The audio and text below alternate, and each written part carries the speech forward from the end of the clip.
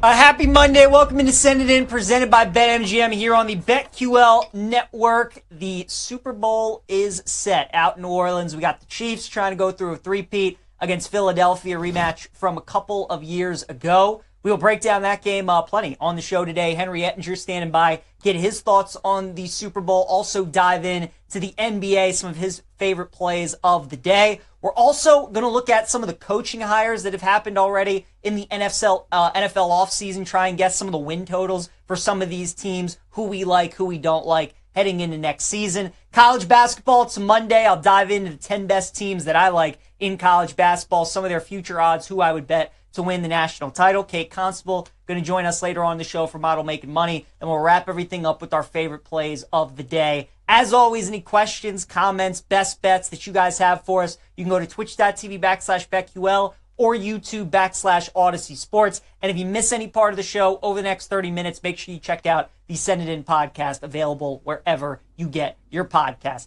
Glass is in session. Let's get rolling on a Monday. We go to the Glass or Guest line, check in with Henry Ettinger. Give him a follow on X, on TikTok as well. Does a great job. A lot of great gambling content. Give him a follow at hedging_Henry. And Henry, our Super Bowl matchup is set, man. We got the Chiefs and the Eagles. Kansas City, small 1.5-point favorite with a total of 49.5. Obviously, we got 2 weeks to dissect this game, talk about it. But just your initial thoughts seeing Chiefs versus the Eagles in the Super Bowl. Yeah, I think with the Chiefs, it's going to be hard to bet against Patrick Mahomes in this situation, right? At 1.5, you're also getting a pretty cheap money line, in that -125, -130 range at some books.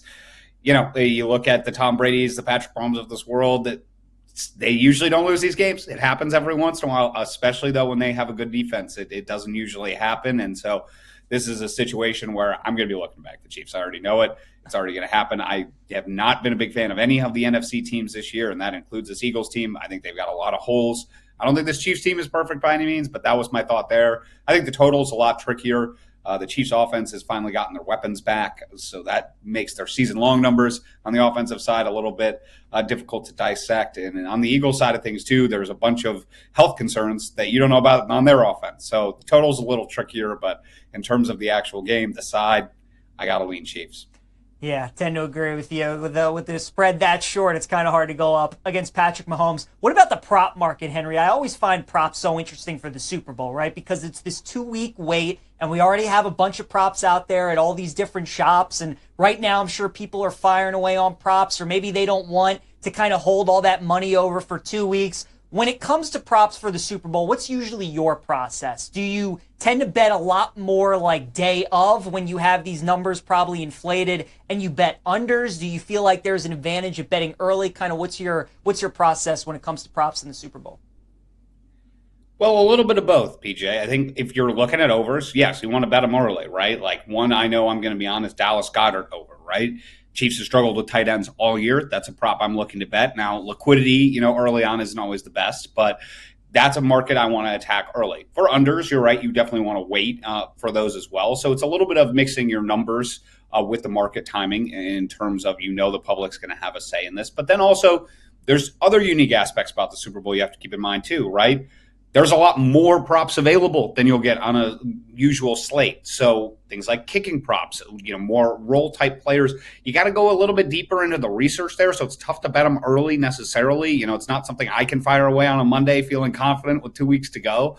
And not all of those props are posted, but you got to keep that in mind. And if you do the work there, there's definitely more value. And the third thing I always think about with the Super Bowl is there's more media availability. And sometimes these guys give away a little bit of hints that they don't always, when it's just the quarterback, the head coach, and all of that, right? You get some guys that aren't necessarily used to having microphones in front of them, and sometimes they give away a little bit more detail. And so you got to be paying attention throughout, the media sessions as well to see if you can find some advantages there. So there's a lot of different elements at play with the Super Bowl, but it can be a lot of fun because there's so much more available.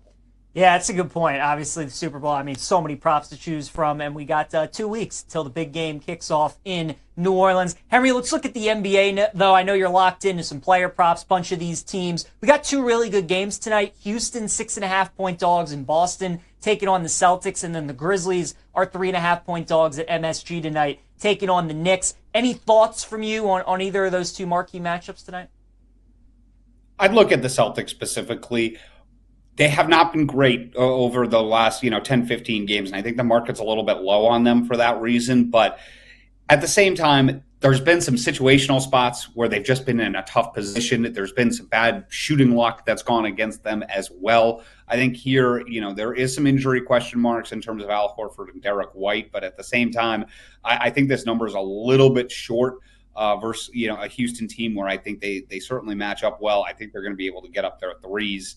And I just think the market's deflated them a little bit too much here. It's not a side I necessarily would be betting a lot into, but it's the one I show the most value in. What about for props tonight? What are some of your favorite props on tonight's NBA slate? A few different ones I like tonight. First one, Daniel Gafford over points. It's a great matchup versus the Wizards. Number one, they've really struggled to guard the center position all season. And look at the injury report for the Mavericks. I mean, all their bigs are really out here. So Daniel Gafford's going to have to play a ton of minutes. His numbers already skyrocket up without Derek Lively there. And I think this is an even better spot for him there too. Another big that I like tonight, Mark Williams over points. The Lakers, despite having Anthony Davis, really haven't been very good versus the center position this season. Mark Williams, since his minutes have gone up, his field goal attempts have also skyrocketed. I think it's a really nice spot for him to potentially take advantage of a weak Lakers interior. And finally, Kyrie Irving over 2.5 threes made, also in that Wizards game. Without Luka Doncic, he takes a ton of threes. The Wizards give up a ton of pull-up threes, specifically. They're bottom 5 in the NBA there. So those are 3 of my favorites, but I think I've got 6 total plays on the board. Ton of value today. All right, love it. Let's talk about some of the better teams, Henry, so far in the NBA. We got the Cavs in the Eastern Conference and the Rockets in the West. Now that football's winding down, right? I mean, people probably are going to pay a little more attention to basketball, whether it's college or the NBA. And they might be surprised to see how well the Rockets are doing in the West, the Cavs in the East. Do you feel like either of those teams are contenders? Like, do you think either of those teams are good enough to win the whole thing?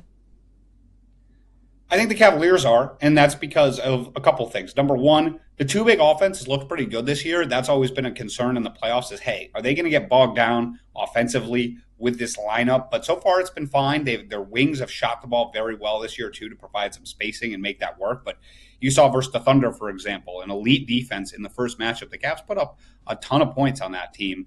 And I think they've got, an ensemble cast that can make things happen in what's a weaker Eastern Conference. I just don't love any of the other teams around them all that much either, right? Philly's fallen off. I think the Knicks, you got to be worried about the injuries and the miles they're putting on their guys there. Celtics haven't looked quite the same. I don't feel the same way for the Rockets. I don't see enough offensive creation on that team ultimately when push comes to shove in the playoffs. And the West, I think a lot of those teams right now are down because of injuries that I'm not sure I necessarily, would be picking the Rockets against when healthy, right? Like if the Mavs have their guys, I'm picking the Mavericks in the series versus the Rockets. And there's a lot of examples like that. So I lean much more to the Cavs being a contender than the Rockets. And then sticking with that, anything in the futures market right now in the NBA that you like? It could be teams, it could be player-specific awards, anything that you currently think holds some value right now. This one's a little niche, but I like Khalil Ware as Rookie of the Year. Now, the odds have dropped significantly, but shop around. You can still get, I think, a decent price here. And that's because, look, he started the last 3 games for the Miami Heat. We think there's a real chance Jimmy Butler might get traded at some point. This is a guy, number one, I was high on in the draft.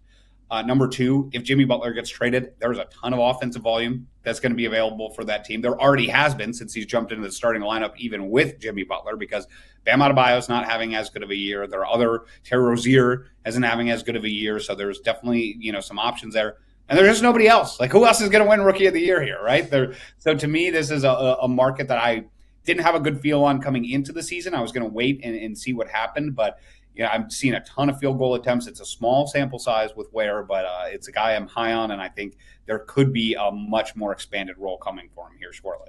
Still plus 200 on BetMGM if you want to bet Ware to win Rookie of the Year. He's Henry Ettinger. Always great stuff when he joins us here on Send It In. Give him a follow on X, on Instagram, TikTok as well, at @hedging_Henry. Henry, always appreciate the time, man. Good luck to you, and talk to you again real soon.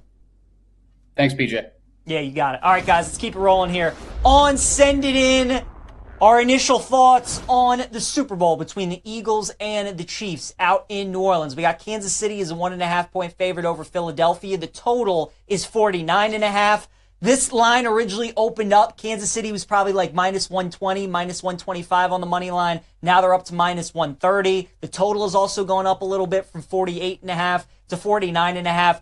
I'm in agreement with Henry on this one, right? Like if you got Mahomes in a pick'em type situation, it's hard to go up against the Chiefs. I think the Eagles overall are a better team. I like their defense better. Obviously, Saquon's incredible. They got better receivers. They got the better O-line. But when you have the better coach and the better quarterback on a neutral site field, and the Chiefs are obviously playing in their third straight Super Bowl, they're fourth in the last 50 years. It's tough to go against Kansas City and the way that they elevate themselves in these kind of games, right? Here are the Chiefs who haven't scored 30 points the entire season, and then the AFC Championship game, when they need to score 30 points, they score 32. That's the greatness of Mahomes. You know, it's when you need him most, when you need him to deliver, he usually does. So I like Kansas City. I think the only way I could get involved in Philadelphia is you would expect there to be a lot of Chiefs money in this game. Everybody's going to be betting against the Chiefs because everybody that lost money betting the Bills last night is going to say to themselves, I'm never doing that again. I'm never betting against Mahomes, especially when the spread is this short. We saw another short spread last year in the Super Bowl when they played against San Francisco. So I think there's going to be a lot of Chiefs money.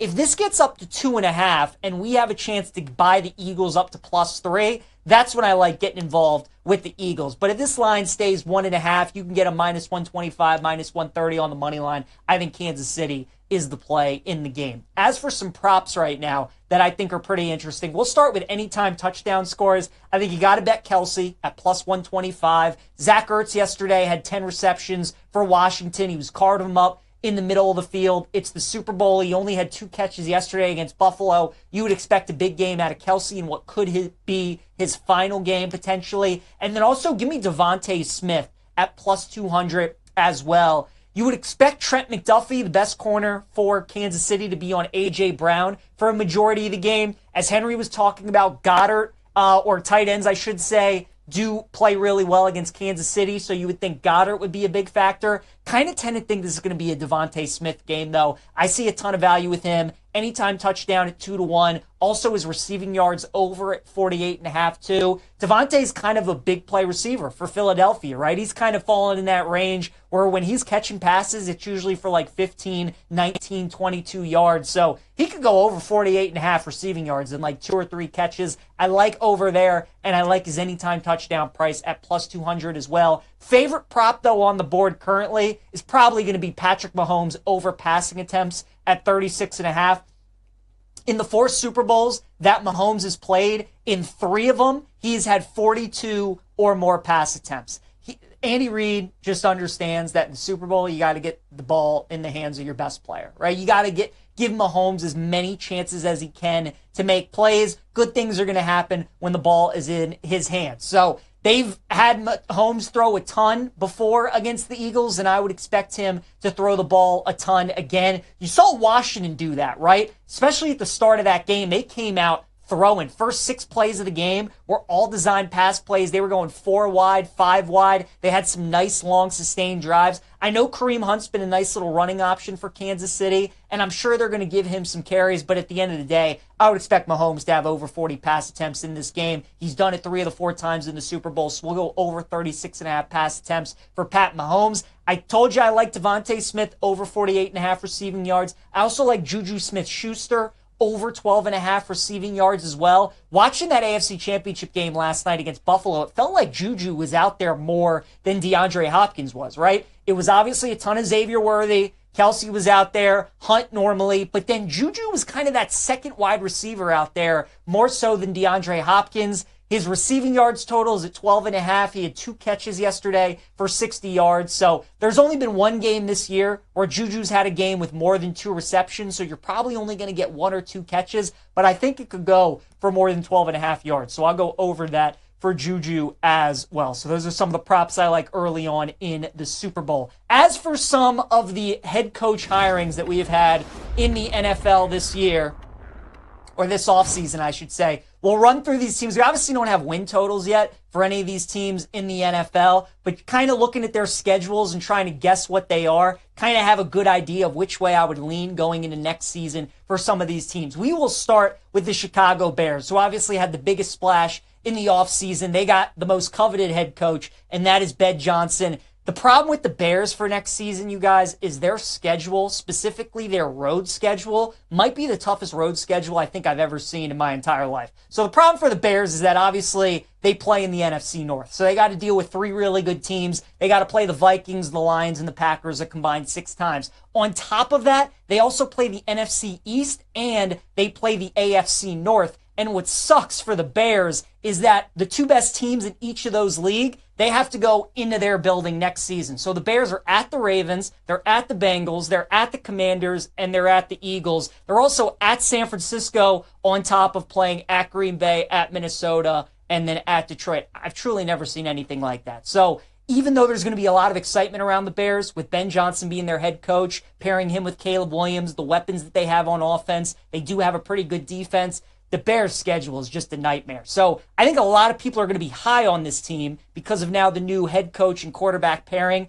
But when you dive into that schedule, I don't think it's crazy to say the Bears' win total is probably going to be like 6.5, 7.5 for next season. I think if it's 7.5, you got to go under. 6.5 probably feels about right. And if we get some plus money on the under, I could be interested. But the Bears' schedule, their road schedule specifically, is just way too tough. The New York Jets, they obviously got a new head coach as well in Aaron Glenn. I would expect the Jets win total to probably be about 7.5, 8.5. Their schedule nowhere near as tough as the Bears are. They finished 3rd in the AFC East, so they get the 3rd place schedule for next season. They also have to play the AFC North, so they got to deal with Baltimore and Cincinnati and Pittsburgh. But they also play the NFC South, so they get the worst division in the NFC. I like Aaron Glenn as a head coach. It's tough to know what the Jets are going to do next year until we find out what direction they're heading in at quarterback. But look, it's the Jets. I don't think anybody's going to believe in the Jets, especially after this year. This was kind of the year that it felt like everyone, myself included, was believing in the Jets. So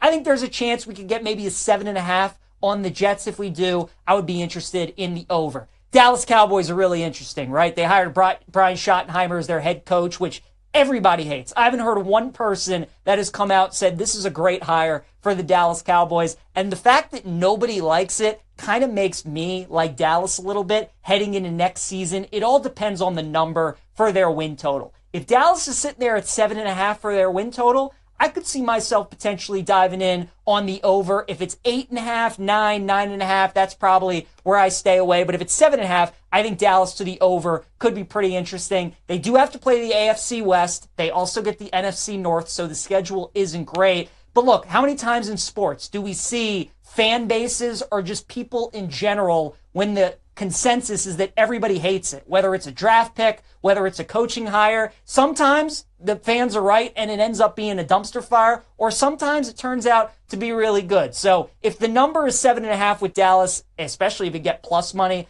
I'd be willing to take the over on the Cowboys. Jacksonville Jaguars hired Liam Cohen as their head coach after he told them he wasn't going to take the job, and then they fired Trent Baalke, and then he ends up taking the job. I would expect Jacksonville's win total to probably be about 8, 8.5. Their division's not any good with Houston, Indianapolis, and Tennessee, and they're going to have a pretty easy schedule. Problem for me with Jacksonville is I'm just not a believer in Trevor Lawrence. I don't think, even if Liam Cohen is a really good offensive mind, I don't think he's going to magically fix Trevor Lawrence. So I'm not buying in on the Jags this year. I'm thinking their win total is probably going to be about 8.5 because the schedule's not all that difficult, and there'll be a lot of people that think Lawrence is going to have a bounce back year. I'm not one of those, so I'll go under on the Jags. I do like the upside on the Las Vegas Raiders this year. I would expect their win total to probably be about 6.5. Pete Carroll's a really good head coach. And look, the Raiders did beat the Ravens in Baltimore, and they almost beat the Chiefs in Kansas City this season. So the Raiders have shown the ability that they can play against anyone.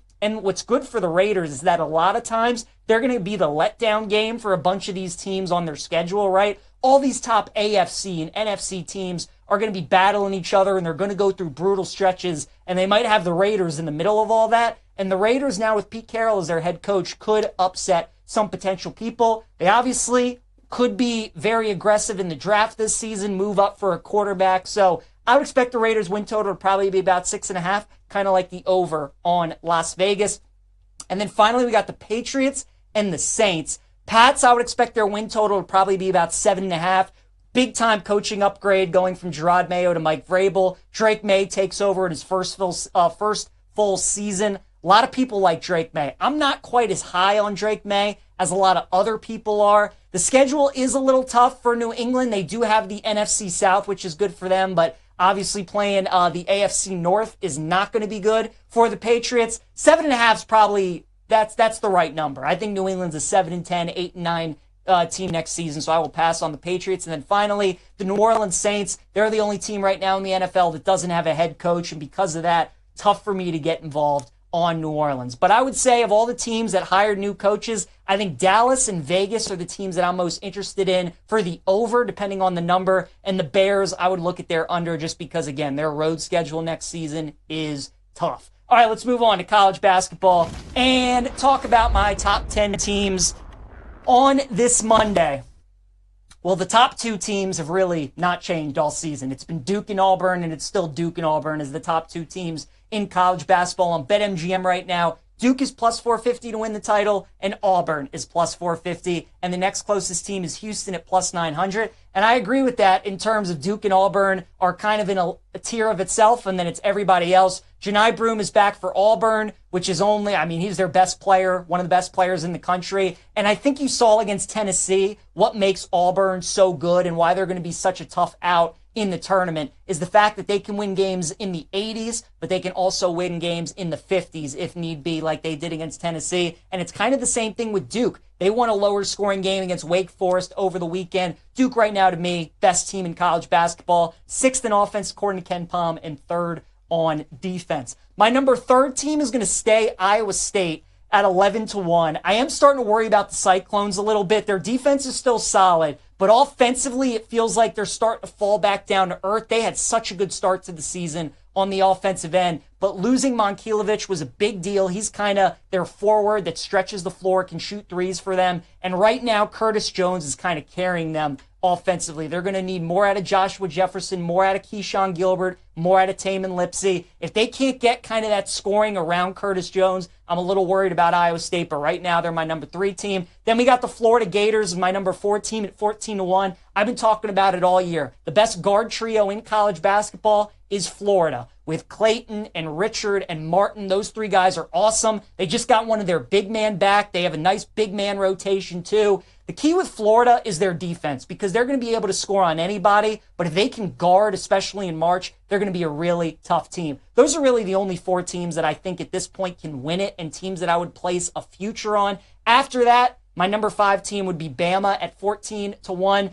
My concerns with Bama is the defensive side of the floor. They're as good as anybody on offense, but defensively, I thought they'd be a little bit better this season, and it just hasn't come to the case. Their matchup is what's going to determine how far they go in March. If they play against a team that's really good on defense, they're probably going to knock them out. Houston is 9-1. They had a crazy win over the weekend against Kansas. Houston, we know what they are. They're great on defense. It's all about how much can they score on offense, and I just don't think this Houston team is as good as some of the Houston teams in years past. Tennessee's kind of the same way. Number 1 defense, according to Ken Pom, but they're 23rd in offense. They scored 51 on the road against Auburn. Their offense, for me, just too inconsistent. Illinois at 35-1. The Illini are an interesting team. One of the best guards in the country in Yakachunas. Their defense is also pretty solid, but Illinois got a lot of head-scratching losses this season. That could be a team that gets upset in the first round, or they could go all the way to the Final Four. Kansas at 22-1. Jayhawks are a really good defensive team. They're like 16-3 to the under this season. Their offense, though, they're lacking too many offensive weapons for me to get involved in them. And then Michigan, I think the Wolverines are the second best team in the Big Ten, slightly ahead of Michigan State. I really like Dusty May as a head coach, and I really like their team on both sides of the floor. So for me, those are the top 10 teams: Duke, Auburn, Iowa State, Florida, Bama, Houston, Tennessee, Illinois, Kansas, and Michigan. All right, let's go to Model Making Money. Check in with Kate Constable joining us here on Send It In. And Kate, what are the 5-star plays that BetQL has for us today? Hey, PJ. Yeah, five-star plays. We're going to go to the NBA today. Rockets and Celtics, the first half. The model likes the over. That's at 109 right now, and the model makes this 112.5 in the first half. So you're getting about a 3.5 point difference there from the current line. These two teams met earlier this month, very early in January, and the first half had a total of 121 in that game. So well over this mark of 109. The model is making that a five-star play today, PJ. Very good. Kate, what about you? What's your five-star play for today? What's some of your favorite bets? Yeah, my five-star play in that exact same game, but I'm going to take a side here. I'm going to go with the Rockets plus 6.5. They are playing in Boston. I mentioned that these two teams played just earlier this month, and the Celtics won by 23. So a little bit of a revenge spot for the Rockets today. In that previous matchup, Boston shot 50% from the field, 48% from three, and the Rockets only shot 27% from deep. Now, we all know that the Celtics, their specialty is shooting threes, and so they can explode and have another game like that, but their offense just has not been great over their last 10 games or so. They've slipped to 18th in the league in offensive rating over their last 5 games. And Houston's coming off of 2 massive back-to-back wins over Cleveland, who's one of the top teams in the league. So they're coming into this one with a lot of confidence and wanting to get a little revenge on Boston from their loss earlier this year. And you got Ime Udoka, Kate, going up against his former team, which is always interesting when that happens. We got our Super Bowl matchup set. Eagles and Chiefs. I know a lot of people are going to have a tough time rooting for either one of these teams, but this is what we got. Kansas City's a small favorite with a total of 49.5. What's your initial thoughts on the game?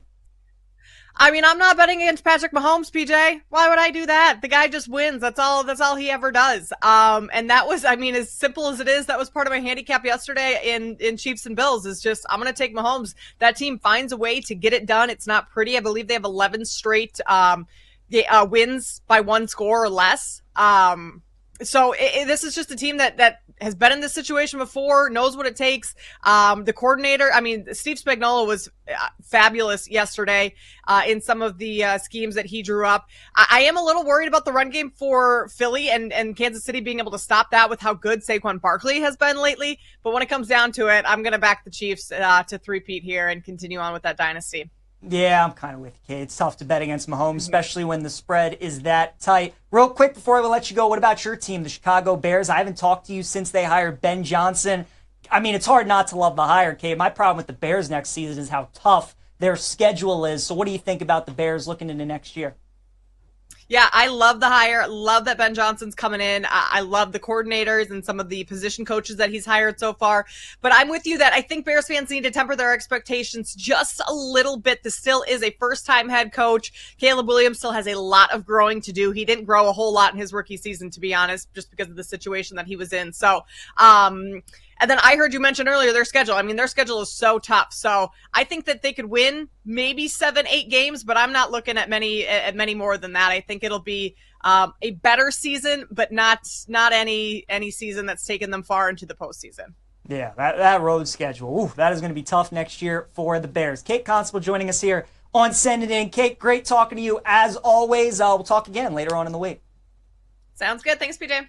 You got it. For those people who want to continue to bet, don't have the time to research each individual game, you need to download the BetQL app. Ranks each game on a 1 to 5 star scale based on its unbeatable analysis from spreads and over-unders to player props. Stay up to date and bet confidently with BetQL's help. All right, guys, got a minute left to wrap up the show with our favorite plays of the day. My prop lock today is going to be Iowa State point guard Tamin Lipsey under 8.5 points. You can get that at even money on BetMGM. Again, for Iowa State, it's been a lot of Curtis Jones, Joshua Jefferson, the transfer from St. Mary's, Keyshawn Gilbert. Lipsey really hasn't done much scoring going up against a good Arizona team tonight. I like under 8.5 points for Tamin Lipsey. Dog of the day, folks, we're getting Iowa State as a big favorite at home, which means we're going to fade the Buckeyes. Give me Iowa plus 7.5 against Ohio State. The Buckeyes are just an auto fade. When you get them at home, over 2 possessions, give me Iowa plus the points. And then my best bet is going to be under 152.5 in Iowa State and Arizona. These are 2 teams that play top 70 offensive pace. 2 good offensive teams, but also 2 good defensive teams. I just think this is way too many points. I think this game's going to be played in the 60s. I'll take under 152.5 in Iowa State and Arizona. Thanks again to Henry Ettinger, Kate Constable for joining us on the show today. We will see you guys tomorrow.